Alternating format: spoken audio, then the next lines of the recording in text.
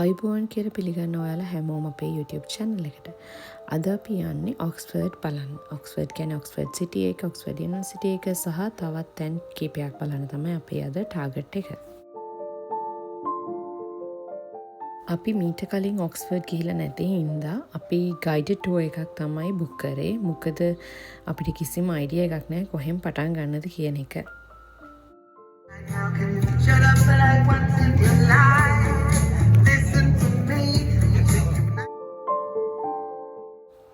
දැන් අපි කා එක පාක් එකට දාලා අපි දැන් මේ යන්නේ අපේ ගයිඩ්ව හම්බ වෙන්න.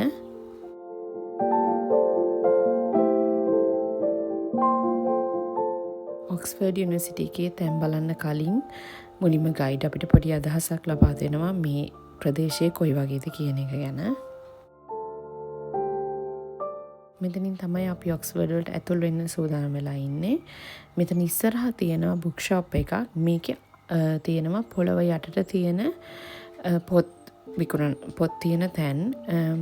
ඒකත් ගිහින් බලන්න කියලා කිව්වා. නමුත් අපිට වෙලාව මදි වුණා යන්න ඒක ඇතුළට.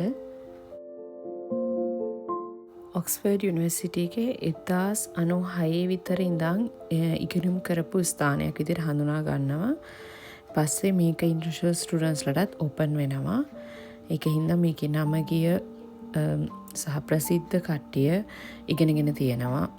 ඔක්ස්ෆර්ඩ් කියවම සැහෙන් ප්‍රසිද්ධයිනේ. ඉතින් මේකේ ඉගෙන ගත්ත අය බොහෝමයි.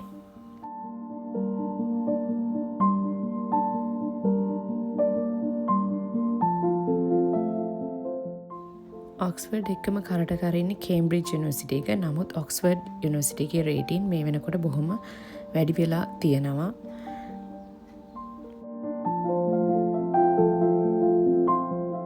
මේ ටුවර් එකේ විශේෂත්වයක් තියෙනවා. මේ ටුවර් ගයිඩ් ගොඩක් ෆෝකස් කරේ හැරි පොටර් ෂූටින් ලොකේෂන්ස්. මොකද ඔක්ස්ෆර්ඩ් සිටි එක බලන්න පිටින් එන අයගේ ලොකුම හීනය තමයි හැරි පොටර් ෂූටින් ලොකේෂන්ස් බලන එක.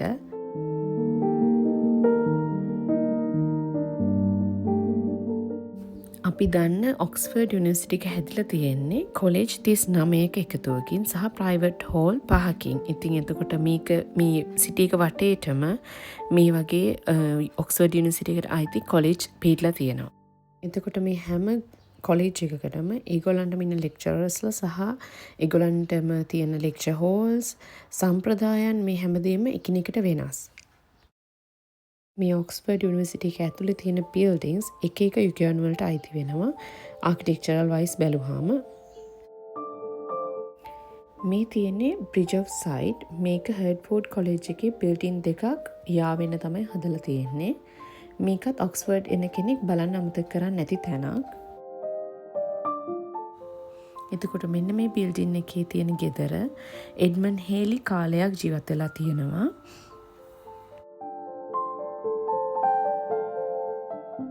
ඒ කියන්නේ 1656 විතර හේලිගේ ධූමකේතුව කියන්නේ. අන්න ඒක හොයාගත්ත කෙනා තමයි එඩ්මන්ඩ් හේලි කියන්නේ.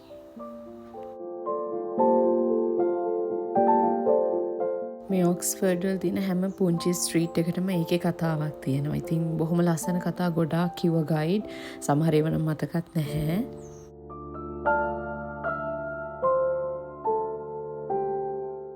මේ බ්‍රිජ් ඔෆ් සයිට් එක ගායම තියෙන චූටි ඇලිවේ එකක්. මේකෙන් යන්න තියෙන්නේ 12 වන සියවසට ආйти පබ් එකක් බලන්න. මේක බලන්න විතර නෙමෙයි මේක තවටත් සක්‍රියයි. මේ තමයි ටර්ෆ් ටවර්න් පබ් එක. මේ පබ් එකට යන කෙනෙක්ට සාමාන්‍යයෙන් බ්‍රිටිෂ් පබ් එකක තියෙන කෑම වෙන fish and chips, Sunday roast, ඊට පස්සේ ale, scrampy, chips වගේ දේවල් ගන්න පුළුවන්. පබ් එක බැලුවට පස්සේ අපි ආපහු එන්නේ ඔක්ස්ෆර්ඩ් යුනිවර්සිටි එක ඇතුලේ තියෙන බිල්ඩින් කීපයක් බලන්න. මෙතනදී අපිට හැරි පොටර් ලොකේෂන් කීපයකුත් ගයිඩ් පෙන්නලා දුන්නා. මේ තියෙන බිල්ඩින් එක ඇතුලේ තියෙන හෝල් එකේ තමයි හැරි පොටර් ෆිල්ම් එකට ඕන හොස්පිටල් එකේ බෑග්ග්‍රවුන්ඩ් එක ෂූට් කරන්නේ. මේ හෝල් එක ඇතුළටත් ගිහින් බලන්න පුළුවන්. නමුත් අපේ කාල වේලාව සීමා සහිත වෙච්ච හින්දා අපි හෝල් එක ඇතුළට ගියේ නැහැ. අපි ඊළඟ ලොකේෂන් එකට ගියා. ඔක්ස්ෆර්ඩ් බලන්න එන කෙනෙක්ට තමන්ට ඕන තීම් එක යටතේ තියෙන ගයිඩ් ටූර් එකක් බුක් කරන්න පුළුවන්. හැරි පොටර් ෆෑන්ස්ලා හැම සෑහෙන හිටියා. ඒ කියන්නේ ඒගොල්ලෝ ඉන්නේ ඒ ලොකේෂන්ස් බලන්න විතරමයි. එයාලට යුනිවර්සිටි එක ලොකුවටම බලන්න උවමනාවක් නැහැ. එයාලා යන්නේ ගොඩක් ෆිල්ම් ෂූටින් ලොකේෂන්ස් වලට විතරයි. තව කට්ටියක් ඉන්නවා ඇකඩමික් පැත්ත, මියුසියම් ඒ වගේ දේවල් ටාගට් කරන කට්ටියක්. තව කට්ටියක් ඉන්නවා ඉන්ස්ට්‍රග්‍රෑම් ස්ටෝරිස් වලට, ඒ කියන්නේ ලස්සන ලොකේෂන්ස්, ඊට පස්සේ view එක බලන්න කැමති අය. එන්නේ වගේ එන කට්ටියකුත් ඉන්නවා. අපි සාමාන්‍යයෙන් බුක් කරේ බේසික් ටුවර් ගයිඩ් එකක් විතරයි. මේ තියෙන බෝල්ඩියන් ඕල්ඩ් ලයිබ්‍රරි එක.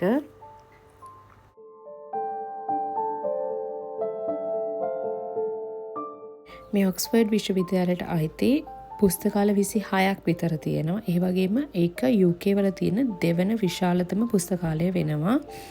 ඒ කියන්නේ මිලියන 11ක විතර පොත් කියවන ඕන මැටීරියල්ස් මේ පුස්තකාලය ඇතුලේ තියෙනවා.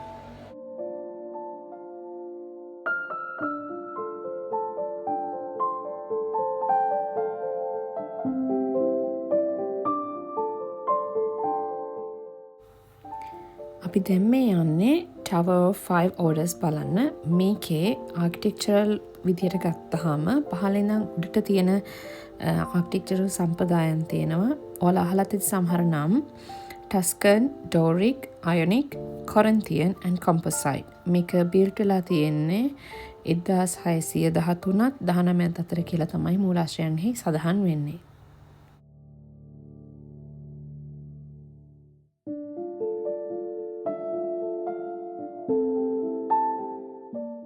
මෙන්න මේ තියෙන ගුප්ත රූප ලංකාවෙත් ඔය එක පෞරාණික ස්ථානවල දැකලා ඇති අමුතු වාමන රූප වගේ දේවල්. මේකේ පර්පස් එක තමයි වැහි වතුර එළියට දාන එක. නමුත් අර නපුර පරවා හරින්න වගේ දේවල් එක්ක කියන සංකල්පයත් එක තමයි මේ වගේ අර ගුප්ත රූප එයාලා ආකිටෙක්චරල් විදියට එකතු කරලා තියෙන්නේ.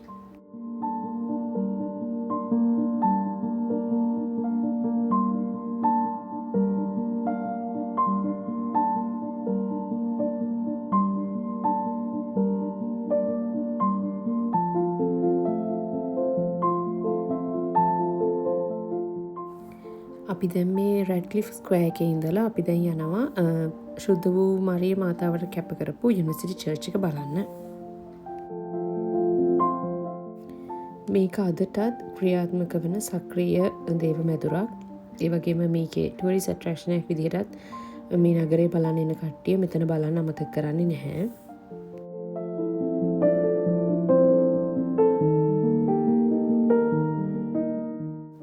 ඉතින් මේ දේව මැදුර තියෙන්නේ යුනිවර්සිටි එක මැදට වෙන්න.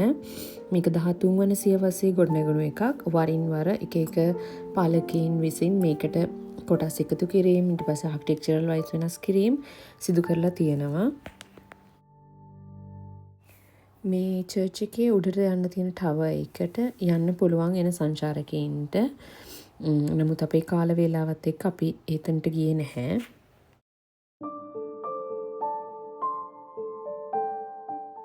ඇත්තටම ඔක්ස්ෆර්ඩ් සිටි එක කෙසේ වෙතත් ඔක්ස්ෆර්ඩ් යුනිවර්සිටි එක ඇතුලේ තියෙන දේවල්ම බලන්න, ලයිබ්‍රරීස් බලන්න, මියුසියම් ටික බලන්නම දවස් කීපයක් ගත වෙනවා. කාලය අරගෙන හොඳට බැලුව බොහොම වටිනා කියන ස්ථානයක් මේක.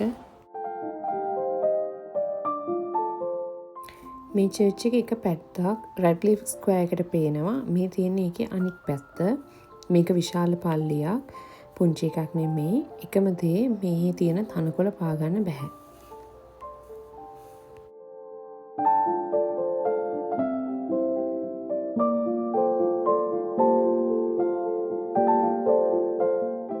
මේ තියෙන්නේ මේ සෙන්ට් මේරීස් පල්ලියේ ඉදිරිපස.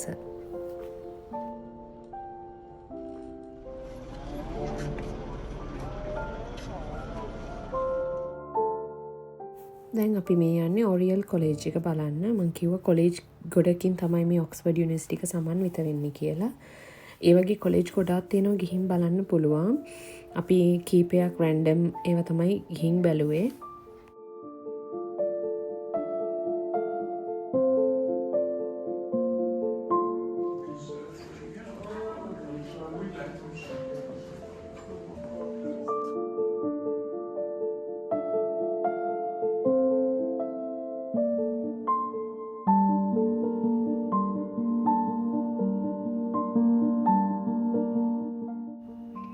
දැන් අපි මේ යන්නේ පොට්ටක් බඩගිනියම හැදිලා තියෙන්නේ. ඒ හින්දා අපි යනවා චුටි බ්‍රේක් එකක් ගන්න.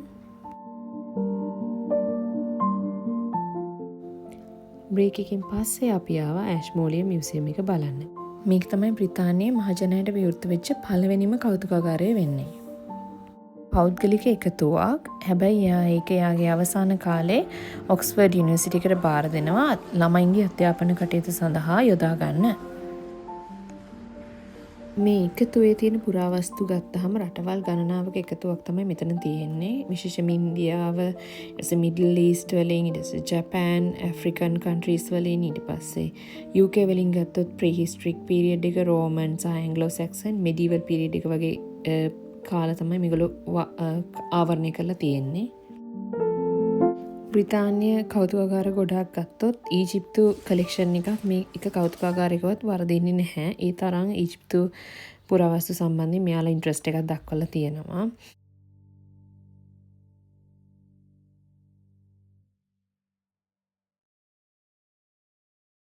ඒ වගේම ග්‍රීක මූර්ති, ඊට පස්සේ පොට්‍රි වර්ග, ඊට පස්සේ ඉටලි, ඒ කියන්නේ රෝමේ බේස් වෙච්ච මොසයික්, කොයින්ස්, ඊට පස්සේ එහෙත් මූර්ති වගේ දේවලුත් මෙතන කලෙක්ෂන් එකේ බලන්න පුළුවන්.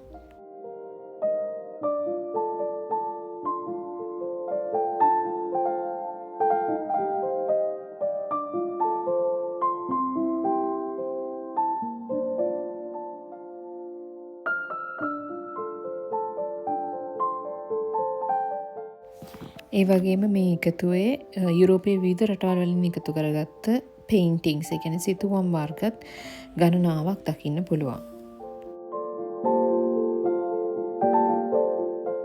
මේ තියෙන්නේ චීනයෙන් එකතු කරගත්ත කෞතුක වස්තුන්. එතකොට මෙතන තියෙන බොහොමයක් තියෙන්නේ ගොඩක්ම සෙරමික් වර්ග සහ ඊට පස්සේ ජේඩ්ස්, පේන්ටිං, ඊට පස්සේ යාළගේ ටෙක්ස්ටයිල්, ඒ කියන්නේ ඇඳුම් වර්ග, චිත්‍ර, ඒ වගේ දේවල් ගොඩාක් මෙතන ලොකු ඩිස්ප්ලේ එකක් තියෙනවා.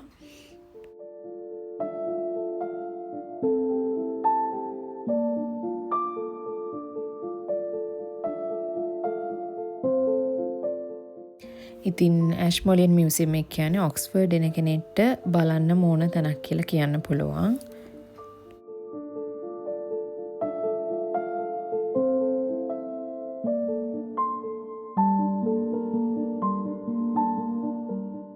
ඉතින් මියුසියම් එක බැලුවට පස්සේ අපි පොඩි බ්‍රේක් එකක් අරගෙන ආපහු ගෙදර එන්න පිටත් වුණා. ඉතින් ඊළඟ වීඩියෝ එකකින් ආයෙ හම්බ වෙනකන් ඔයාලා හැමෝටම සුබ දවසක්.